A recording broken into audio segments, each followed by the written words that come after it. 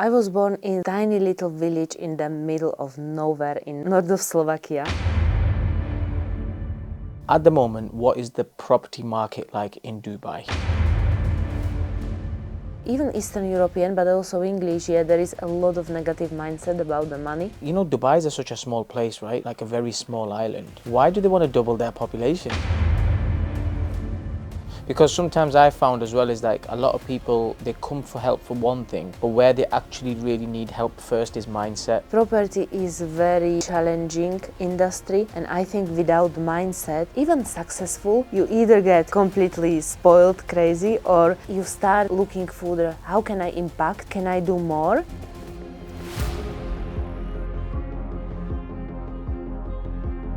See, one of the biggest things that people don't do is think. You have to take ownership of your life.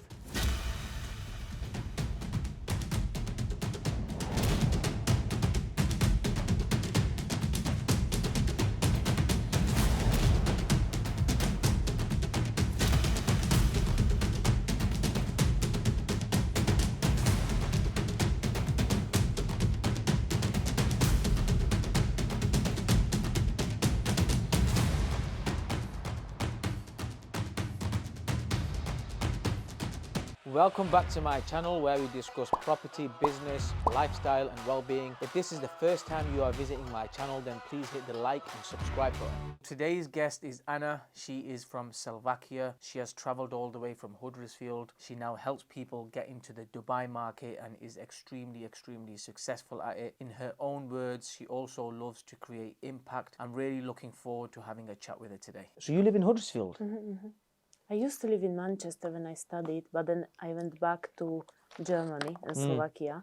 And then here in Huddersfield, I'm since 2014. But I have like Slovakian, I founded Slovakian school and charity, I told you, here in Manchester, so I'm quite here often. So you like Manchester? I do, yeah. Huddersfield is, I don't know, I had headhunters who got me here from Germany. Yeah. For automotive business. So I would never choose Huddersfield. It was just much better money than in Manchester. Yeah. Anna, thank you so much for coming on. Tell me a little bit about yourself in 2 minutes. Yeah. Thank you for having me, Ibby. So my name is Anna. I'm Slovakian and I am a property investor and entrepreneur. But more importantly, I'm an impact entrepreneur. My purpose is really to impact people's lives through property, and specifically I help investors to diversify their portfolios in between two countries, and that is UK and Dubai. And I will help you to navigate you to start start investing in Dubai. That's great. Okay. And I think one of the key things you just said there is diversify your portfolio, especially like in this economy and in this era we're living in, especially after COVID, right? Isn't it like do it today, right? Yeah, I believe a risk is why Dubai is really diversification of portfolio. That's very long-term goal, and that will always work. Secondly, is also to maximize profits and minimize taxes. Obviously, because Dubai is like with no taxes, and also one thing which is very important for me as why Dubai really got me is there is no word impossible in Dubai. No what? No word impossible. There is word impossible doesn't exist in Dubai. VAT, you mean? Yeah, Okay. that's what like government is. Yeah, VAT, yeah. Yes, impossible. Like if you say everything is possible. Basically in Dubai. Okay, so since you've started with Dubai, let's go with this. So at the moment, what is the property market like in Dubai? In Dubai, property market is absolutely booming.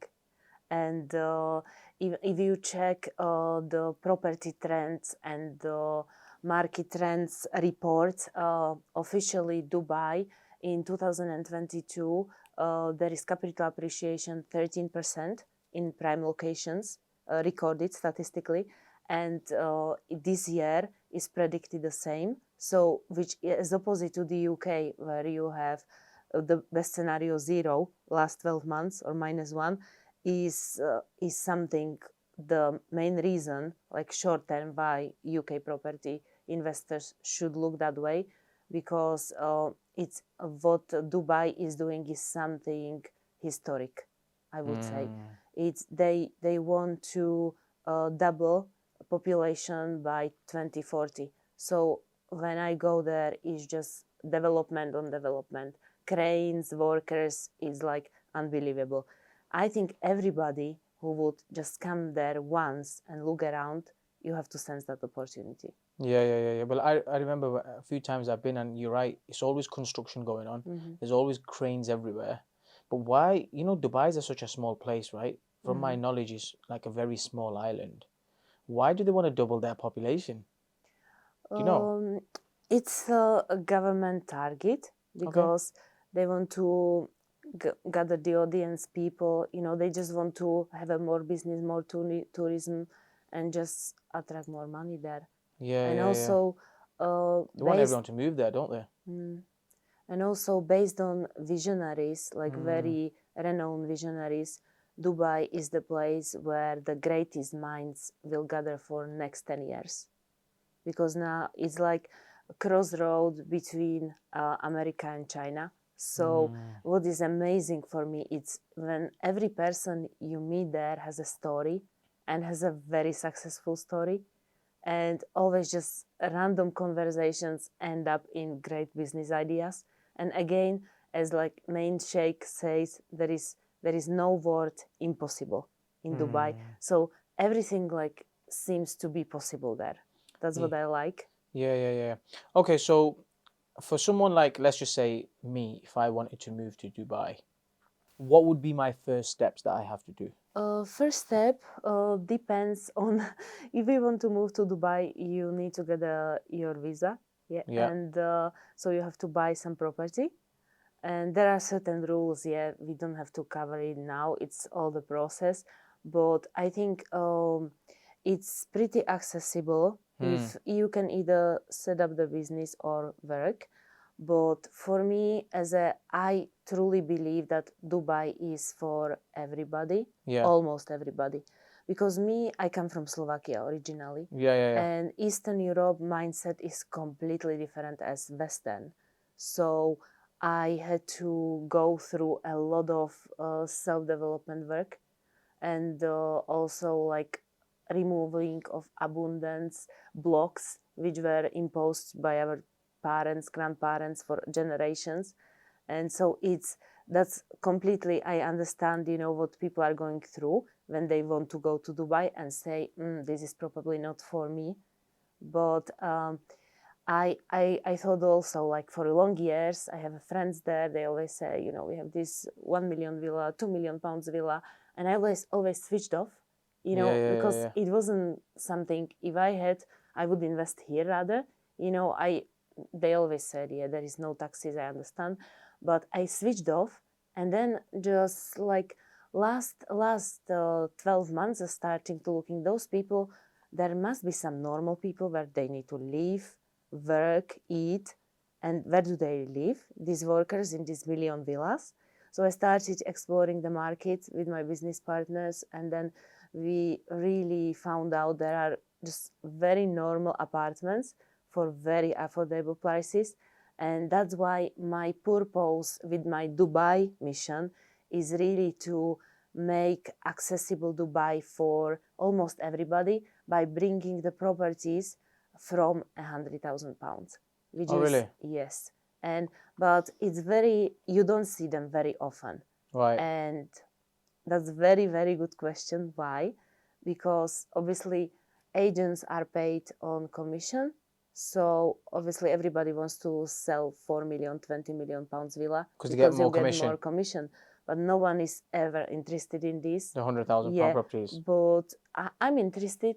I'm Yeah. Eastern European, I just thought myself, why not to make some normal people happy, people in Slovakia, Poland, or Eastern Europe, and they had and they are on the same boat as me. I never even thought Dubai is something for Eastern European people, and now we are just launching some events as well in Eastern Europe, and I would like to be like pioneer to bring these properties, to Eastern Europe there. as well. Yeah, and because Dubai is big vision, which will be historic, and I believe everybody should have piece of cake, not only those for 20, 30 million villas people.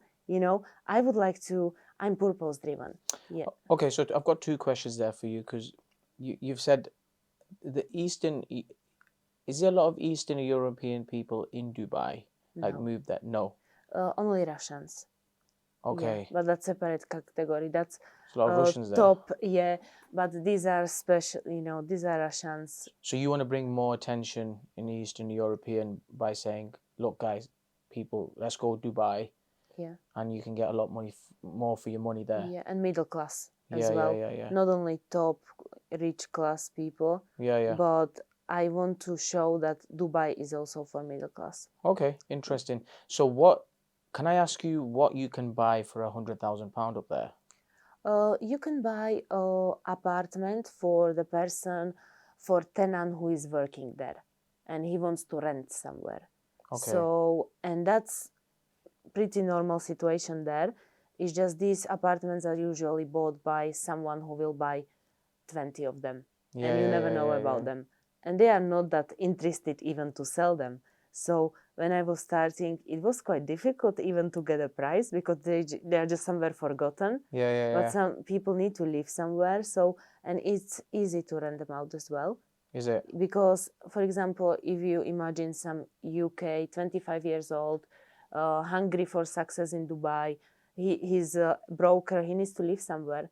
True. So that's these apartments are for Them sort of these people. Yeah. Okay, so see, like, if you were to buy a property worth £100,000, what sort of rent can you get?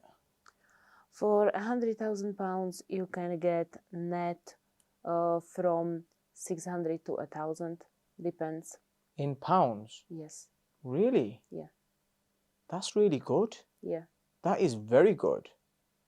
Because I don't even think you can get that in UK unless, like, it's a HMO. You can get that, depends on area. Yeah, as I said, from 6 to 1,000. Wow. Yeah, but then you pay service charge as well, and but there are some charges, but a lot of charges are paid by tenants as well under UAE law. Yeah. So yeah, it's not too many of them, but they are. And I suppose electric, gas, do they pay that up there? Tenant. Maybe, or they've got a lot of air conditioning up there, isn't it? Because it's a warm country, isn't it? Okay, so you know where the £100,000 flats are? Like, I remember when I went to Dubai, I stayed at the Five Palm. You know where the Five Palm and everything is? So how far are they from there? Like, what's the distance in drive? Probably about half an hour? Maximum half an hour. That's not too bad. That's like city centre to Bolton, right? Yeah. Also, we offer some apartments in other Emirates as well. And they are confident they are even more than 13% per annum capital appreciation. But I always take like very conservative numbers. Yeah. I don't like selling that it's 15% per annum. Okay, so are you an agent then, or are you working for someone, or have you got like just good network of people in Dubai where the developers just get in touch with you, say, oh Anna, we've got apartments? How do you work this out? Like, yeah, we have with business partners UAE set up company. Yeah. And we also have a RERA certificate, which is very important, because not every developer wants to work with any property business. There are some UK businesses who work with property developers there, but we are directly set up there. That's what makes us unique. And then we have access to more developers, which normally wouldn't sign up with any UK developer. Interesting. So do you think it's a good idea to buy off-plan properties, or is it good to buy it once it's built? Definitely off-plan. Okay. Because straight away as they are finished, price goes up from 20 to 30%. So when it's finished, you can flip it straight away. because the value goes up. But see, in my experience, just from what I know a little bit, in UK, for example, see some of the off-plan properties that you buy in UK are sometimes the developers overprice them. Do they not do that in Dubai then? It's not so common. Okay. And also, what is unique there is payment plans with 0% finance. I was going to come on to that. Yeah. That's so interesting. So how does that work? Tell me about that. It's simple. It's driven by religion. Yeah. Yeah, because Muslims are not allowed to have mortgages. So they basically can't get you a mortgage. And they also give you a lot of incentives. It's all is driven not only by price, but also about the vision of Dubai, that they want to attract people there. Okay. So they have a lot of government incentives to get the people there. Really? So that's why these conditions are really good. We have payment plans from 2 years to 7 years.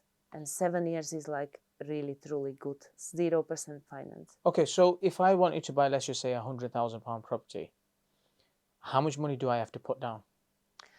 Depends on which development. We have numerous developments, yeah, but Just like on average, I mean, like.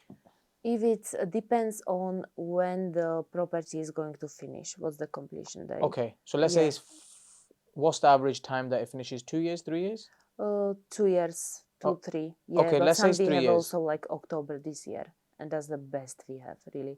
And you are paying on that one, for example, is 10% deposit now. Yeah. Those are from like 125,000. You need 12,500 deposit now. Yeah. Don't pay anything until October, and then 7 years, 1% each month. So, and you can rent it out straight away, but that's also very, very important, which not too many people notice is some developers don't allow you in their terms and conditions to rent it out or move until it's paid Fully 50% paid off. or 60%. And we have like really unique one developer where you can rent it out straight from October with deposit 10%. So you are making money on your 10%. And then you can just pay. Yeah. So what you're getting from there, you just keep paying that off. Yes. Yeah. That's really good. That's really good. You might need a couple of hundreds, but it's good anyway. Yeah. Yeah. That's like the best deal we have.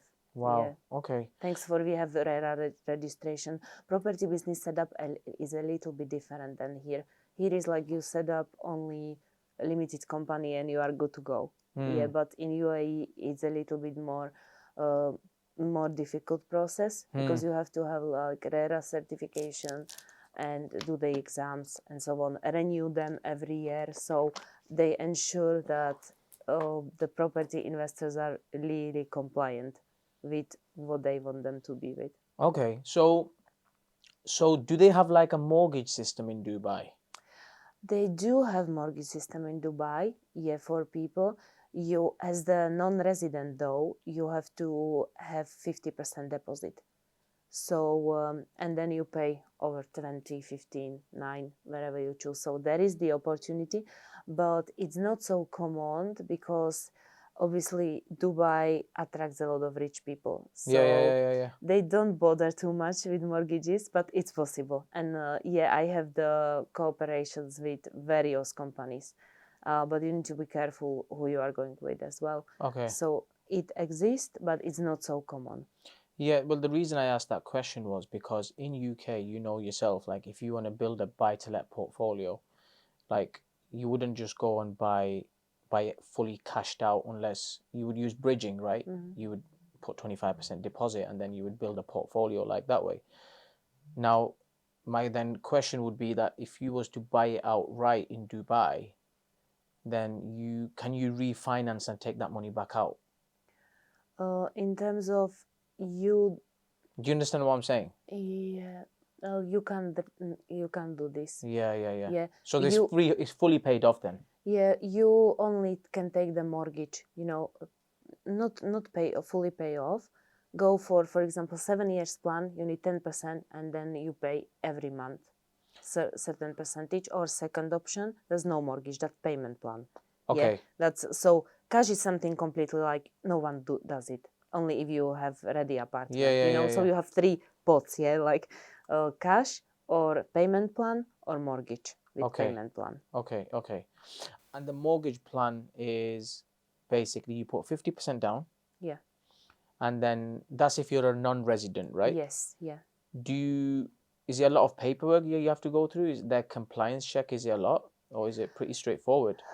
It's everything in Dubai. Paperwork it's proper due diligent process. Okay. So slightly more complicated than here, but it's doable. Okay. But you would say that it's better to just put a 10% deposit, do like a payment plan over like 6-7 years, Yes. and then because you've got good network of people up there already, get with them developers where you can start renting it out and start making money straight away. Yeah, on your small percentage of deposit. Yeah, and you may have to add a little bit on every month, but at least you know that you're making money and you've got cash coming in, right? Okay, and would you say that from what you do is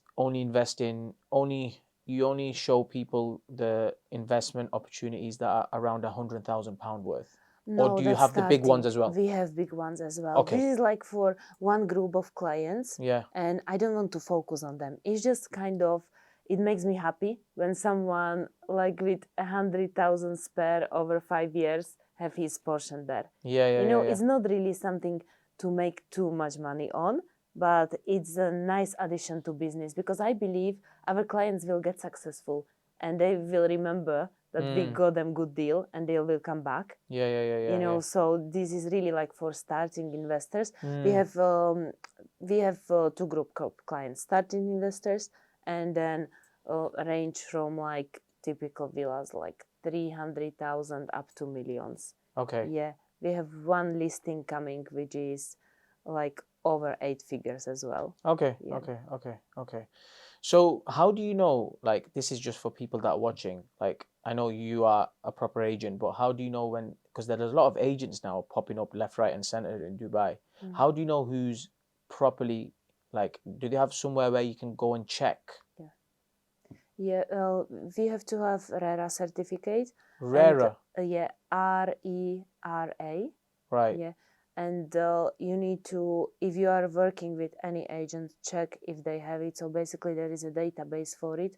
You search by number, and you should get the number of this RERA certificate. But also, it can expire, so ensure it's up to date. So check. It's called a RERA certificate. Yes. Especially because I get so many messages, people saying, "Oh, invest in Dubai," and I'm like, I'm investing in UK at the moment, but like that's what you would do. You would check their RERA certificate, right? Okay. That was good. Okay, so tell me a little bit about your upbringing. When did you come UK? How was your upbringing like? And tell me a little bit more about you.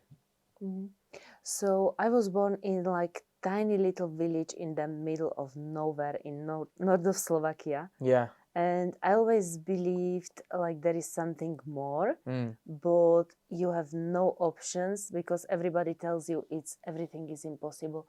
You will be here, you will get married, you will have children, you will never go anywhere. Now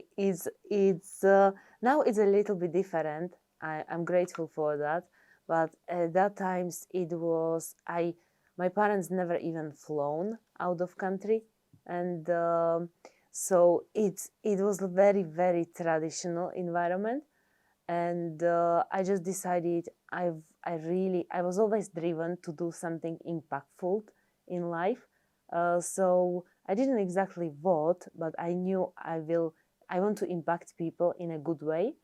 So I went to uni, but again, when you come from such a remote area, it was touristic, really beautiful in the middle of mountains, yeah.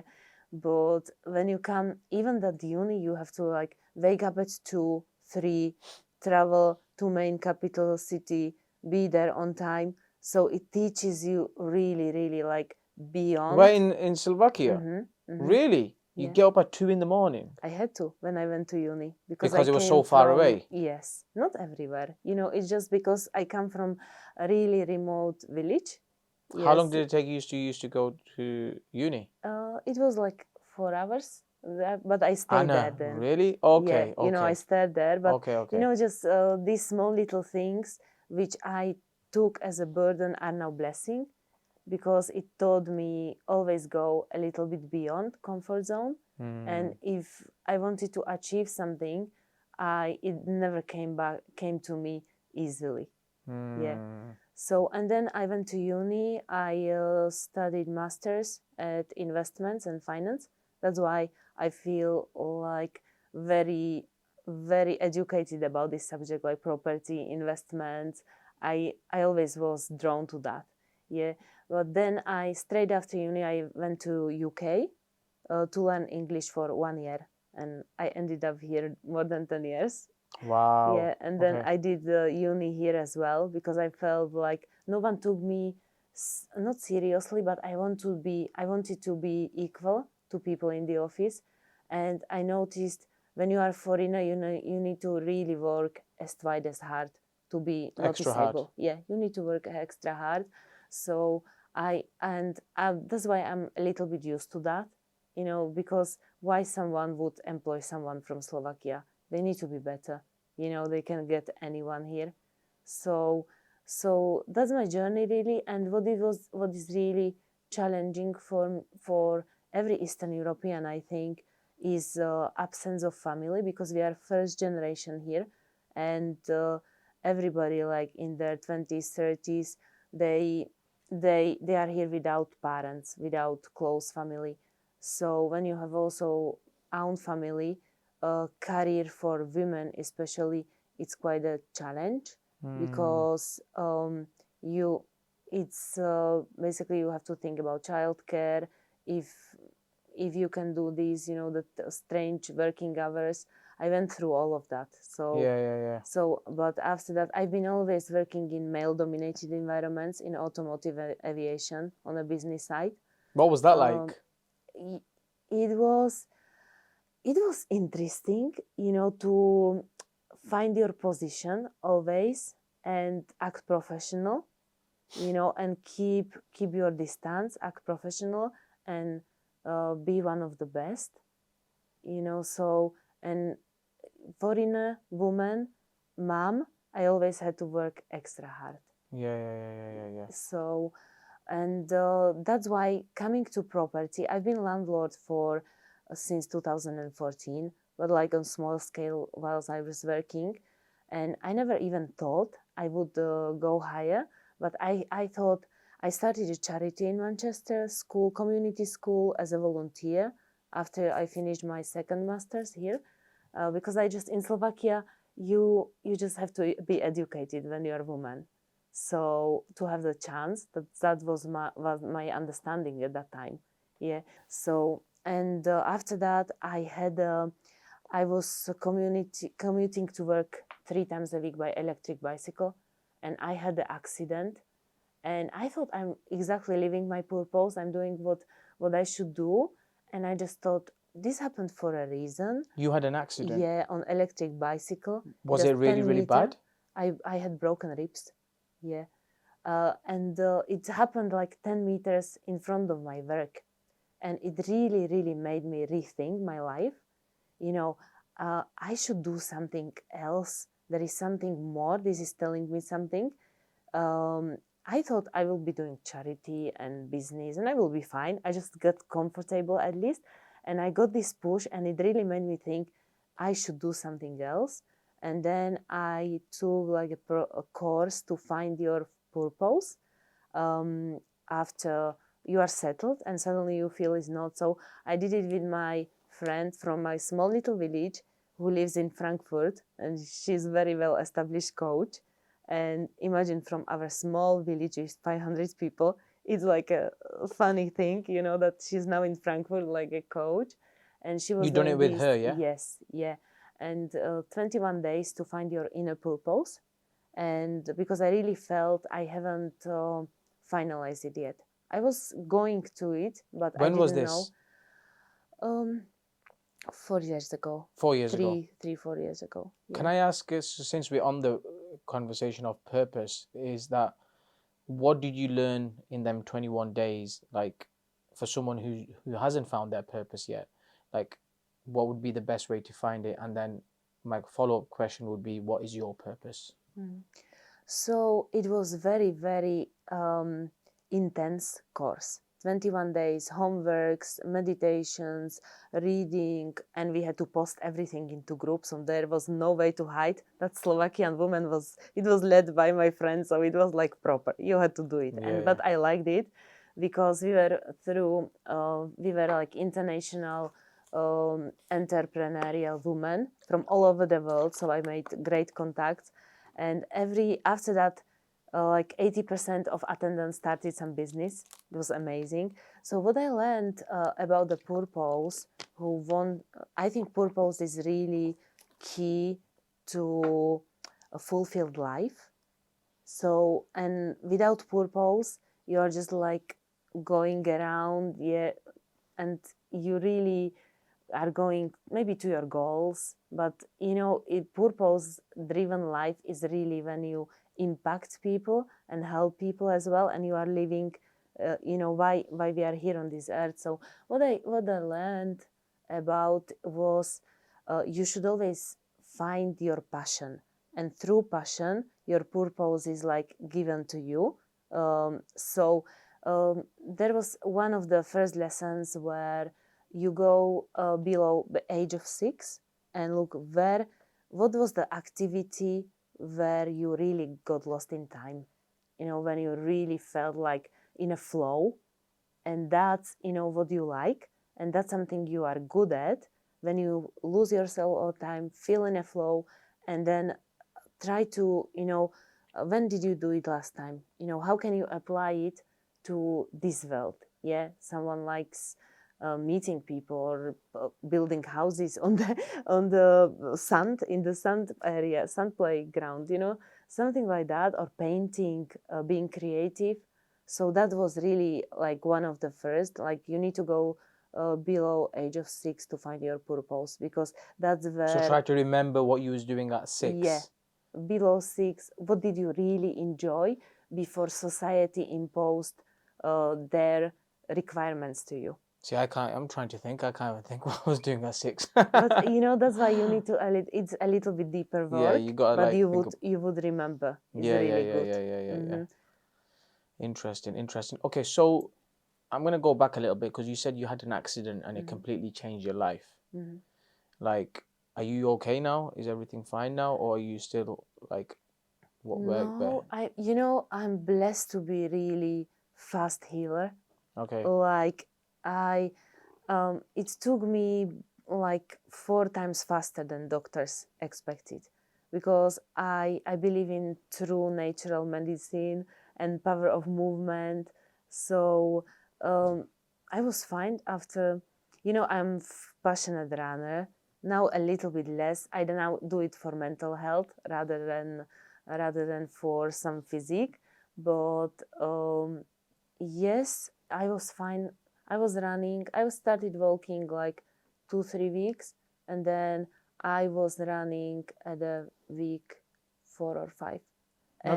And they just rang me, bless them, after 3 months. Would you like to have your physiotherapy? And I was like, no, I'm fine. I'm good now. Yes. And they couldn't believe. So they basically asked me, took the scans, X-rays, everything was fine. But I just, natural medicine and just keep moving, keep going. Yeah. I'm just trying to think because I've never really had like something like a crash like that would completely like take me off. But I mean, what does that do for you mentally? And like what changed for you, like where overnight you just thought, I'm making these changes now, or like I'm not even giving a second thought to it? For me, I'm always on a go. I'm active. I like doing. For me, like being on a bed even few days, it was like impossible, because after I had my child, my brain and body turned into the mode. I was never ill or sick. Yeah. I just thought I was in a country with no family, with my job requirements, Just in pain. yeah, I would never miss work or anything. I just never got sick, you know, and that was like first or ill, and that was like first time I was in a bed. Yeah, I connected through my laptop to work, and I just thought, you know, that was, you know, very difficult for me personally. But purpose-wise, I really started thinking why it happened, because I believe everything happens for a reason, and I really had that first thing which came to my mind. This is like signal to do something different, to move towards your purpose. Yeah. And then I started examining, and I really, I was passionate. I had two options. Yeah, what I was really passionate about was fitness and property.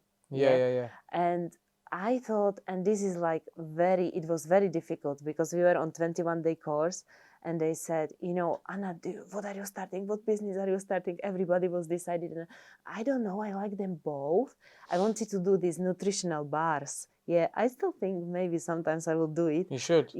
But I was really passionate at that time. Now it's a little bit, you see them everywhere, but like 4 years, it wasn't that well established. But I didn't know really, because I liked both.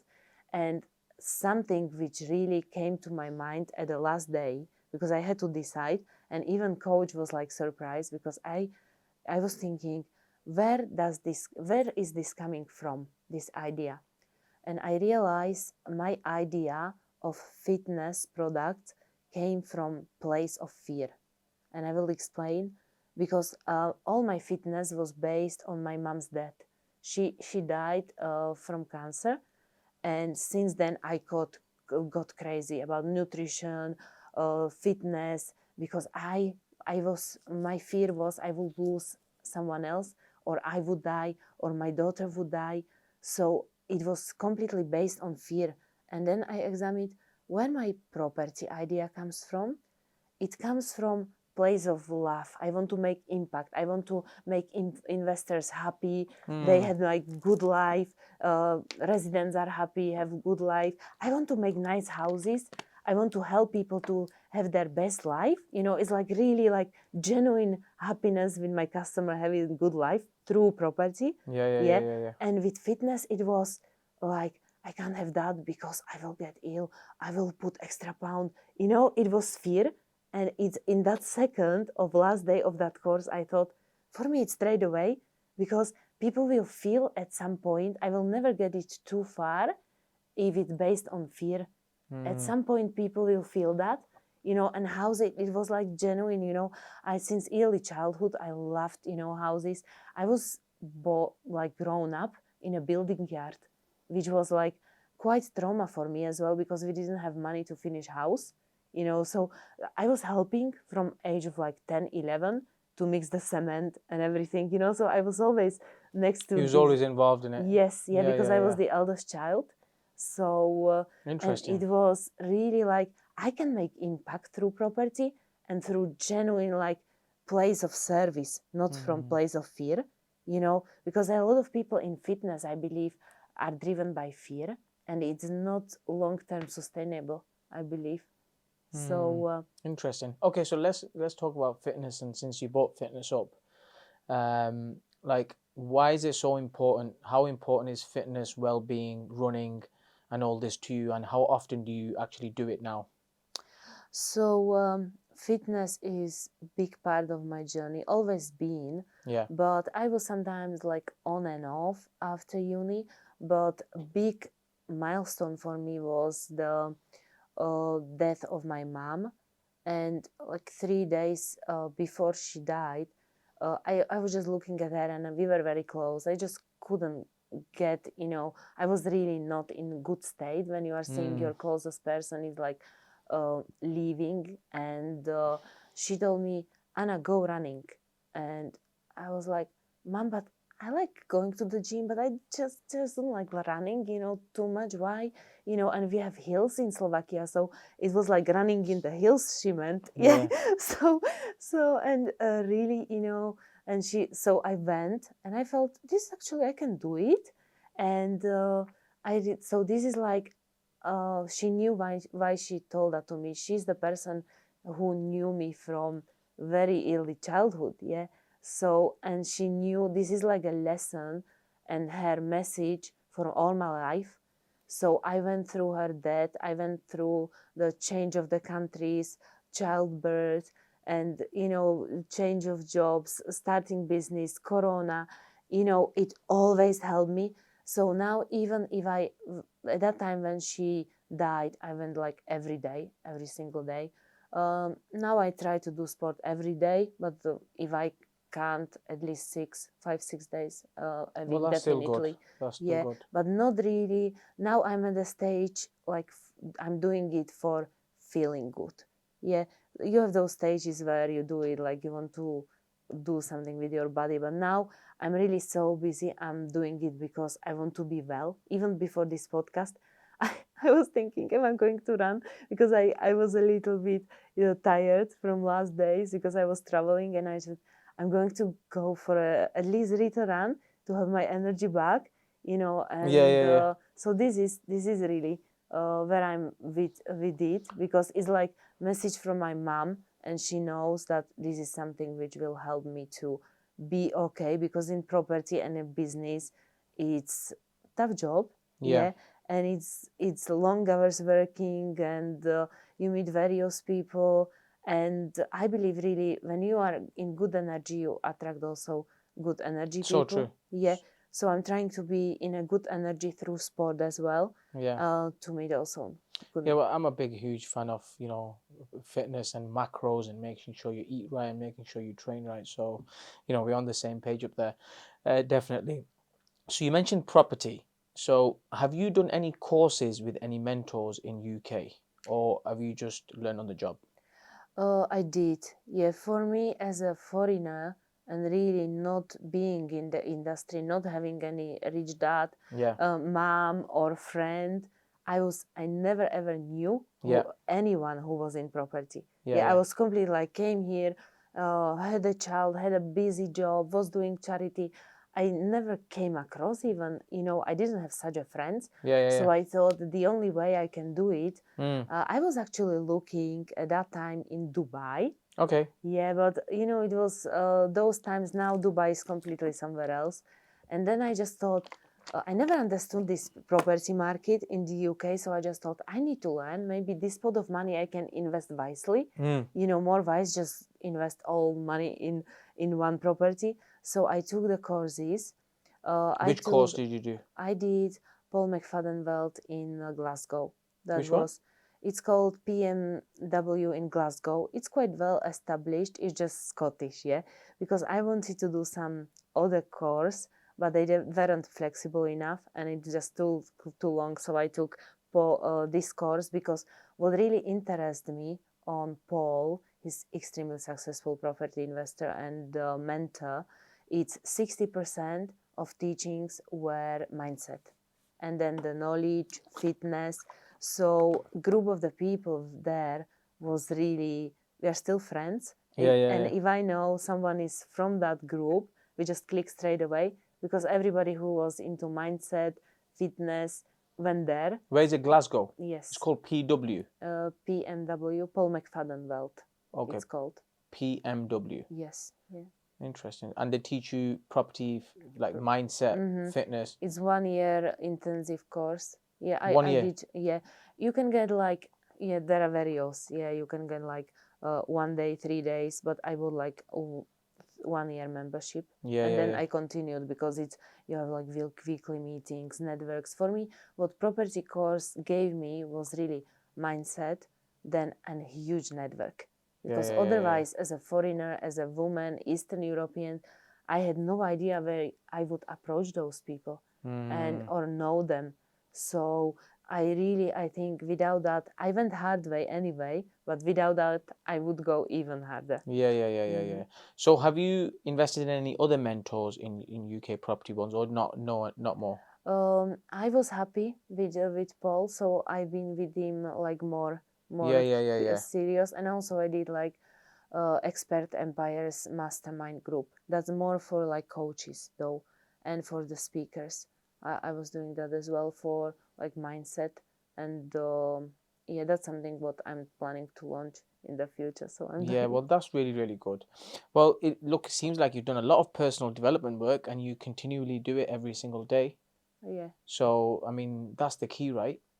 Have you heard of any bad mentors in property?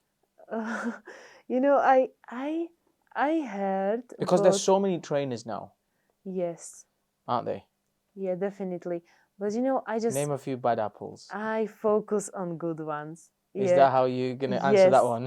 Yeah, I really focus on good ones, and I know few, but But yeah, I just have you like spent money with them? And on bad ones. No, okay, no, okay. no. So just hate from here and there. Mhm. Well, there's so many people. Everyone's teaching nowadays, aren't they? Mhm. So, what's your thoughts on that anyway? Like in terms of like how long should you do something before you start teaching it? What do you think about that? I think you really need to have successful track record. Yeah, yeah, Not maybe for everybody, but I would never buy any course for anybody who hasn't proven it. yeah. So Okay, yeah. it's not about the time, but Do about some the result. research.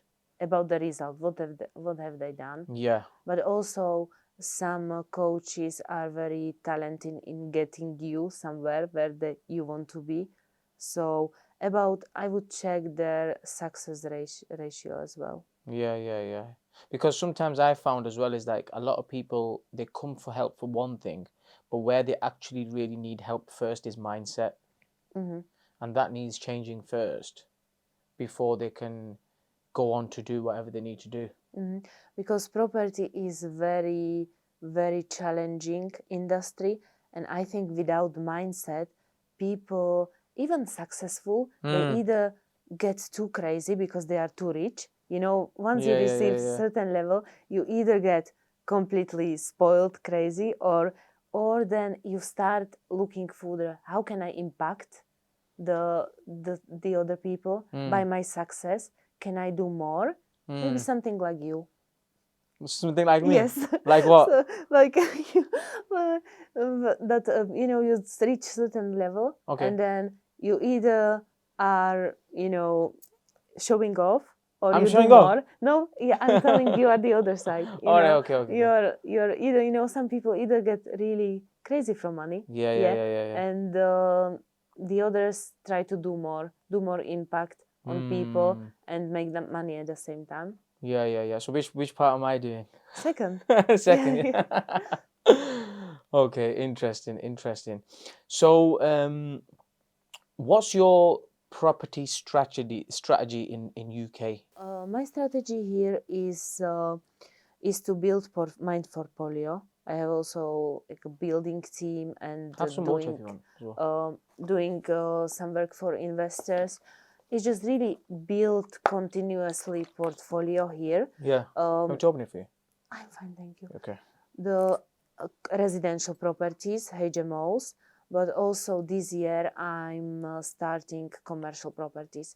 And my Interesting. very long term strategy is only commercial and For you, yeah. Dubai, yeah, and maximum few HMOs, but not buy to let anymore.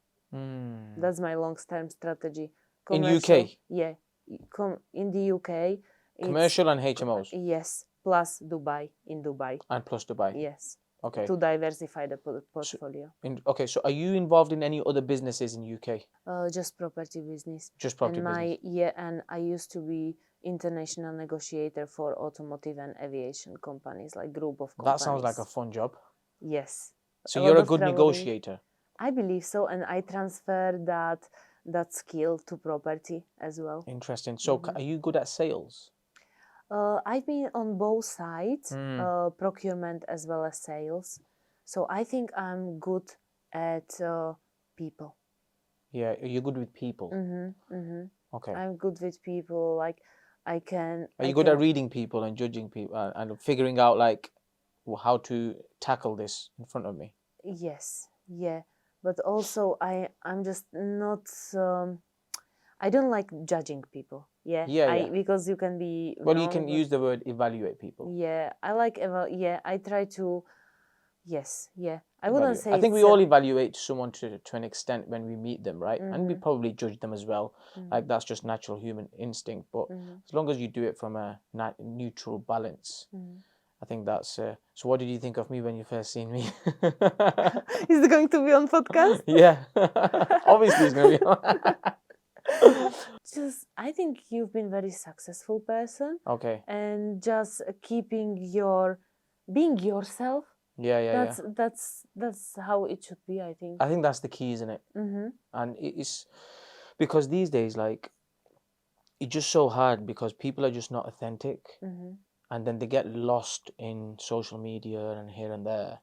But I think it's just so key to understand who your values are, where you've been. Yeah, especially in Dubai as well, because my biggest fear really I still value, despite of success I've made, yeah, and I still think I'm just simple Eastern European woman striving for making impact in people's lives. Yeah. And in Dubai, when you look from outside, it looks very, very posh. And for me, it was almost intimidating. But then I realized, people can value authenticity. I'm going to be myself. 100%. Yeah, and I really, when you come there, it's not as it looks like. Yeah. People are real as well. In social media, make it like big hype. Dubai. You need to take a picture in Burj Khalifa, in Louis Vuitton. And this kind. It's just you social know. media these Yes, days, isn't it? yeah. But I think, you can have success also when you are real there. Yeah. And people value you. And I think, you know what, right? And I've just thought about something. I think you should put events on, even in UK, right?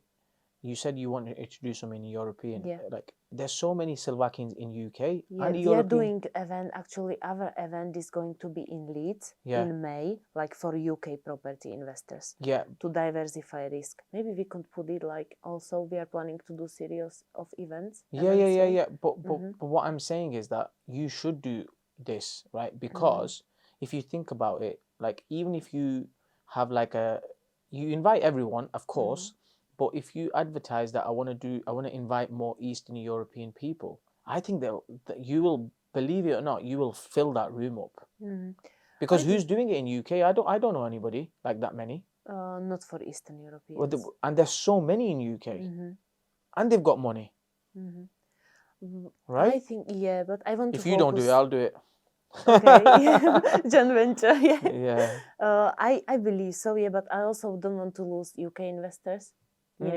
Because I believe that gap between £500,000 and 100,000. Yeah. No, 100,000 to 500,000 is there is still gap in a market. Yeah. You don't have, because not, maybe 90% of agents won't touch any property below £500,000. Yeah, I know you said that. Yeah. Yeah. And this is like, but if you do more sale, you are fine with that. Yeah.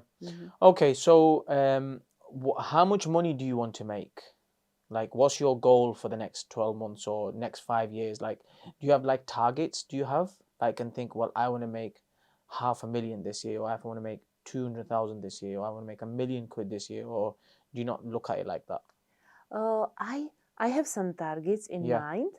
Would you like to share them? I would like to share impact I make, because I call myself impact entrepreneur. Yeah. I'm really driven by impact. Impact on entrepreneur. people. Okay. On impact entrepreneur. Yeah. So I would like to really, in next 12 months, what I would like to do is to do a Vision Entrepreneurs Club, to gather the people who have the vision and are entrepreneur to work towards their vision in my club. That's really, really good. And also our company is called Vision Investment Properties, and my company for years been Vision Properties Group. So it's always for me vision, impact. Vision and impact. And I think that's a great thing, because that means you just want to give back, don't you? Yeah. I believe, when you live your purpose and make impact in people's lives, money are just byproduct. So that's why I don't want to mention them publicly. Indeed, I have them, but I believe it's something which will come as a byproduct of. But it's also so important. Money is important, right? It's one of the key. If we didn't have money, we wouldn't be able to do nothing, right? Definitely, yeah. And that's I had to learn, because a lot of people, even Eastern European, but also English, there is a lot of negative mindset about the money. And I went through a lot of work about it as well, because I was born, money is bad to make. You know, too No. much money is bad because you are greedy. Even half of my family still thinks I'm greedy. You know, and so, and I'm just trying to, you know, make people's lives nicer and have Yeah. also nicer life. Yeah. You know, so and especially in Eastern Europe is really like, it's like almost like a viewpoint. You know, if you are making money, you are a bad person. Really? Yeah, in a lot of cases. You need to change all that, don't you? Yes, and that's why I would like to, you know, very long term, I would like to touch that part of like Eastern European women, to empower them as well. You know, to live their vision and Change their start to, mindset. yes. So mindset is like a big thing. So for me, I had to go through like upbringing where too much money was bad, Yeah. to nothing is impossible, not even to go to abroad. Yeah, then later, you know, so it was like very, very long journey from that small village Yeah. where I am now, and now my Dubai vision is like truly something impossible. Yeah, Yeah. definitely. And do you drive yourself? Yes, of course. I can see you, like, I think you've got like a Porsche. I can see you I, driving a Porsche. I don't drive Porsche, but maybe later. But listen, like, I think that you've been really great, because I feel like I asked you so many questions about Dubai, and a lot of people will take a lot from that. So I just want to thank you for coming on and sharing your journey and just sharing your information. And how can somebody reach out to you if they need to, and your final messages to people that are watching? So You my can look in that camera and say it. So my final message for the people who watch this forecast would be, have your vision, live your purpose, and if you even impact a lot of people, it will be great. And I believe property is really the vehicle which can get you financially to your vision, and Dubai even more because of this current status, what's happening there. So if you wish to reach out to me, we can have a discussion and I can help you how to diversify your portfolio in between UK and Dubai. You can reach out to me via social media, or that's the best. Yeah, Social and media. what we'll do is we'll put all your social media up on the description anyway. And as people are watching this podcast, your social media will keep appearing every so often, so they'll be able to reach out to you anyway. But yeah, thank you so much for coming. Yeah, thank you.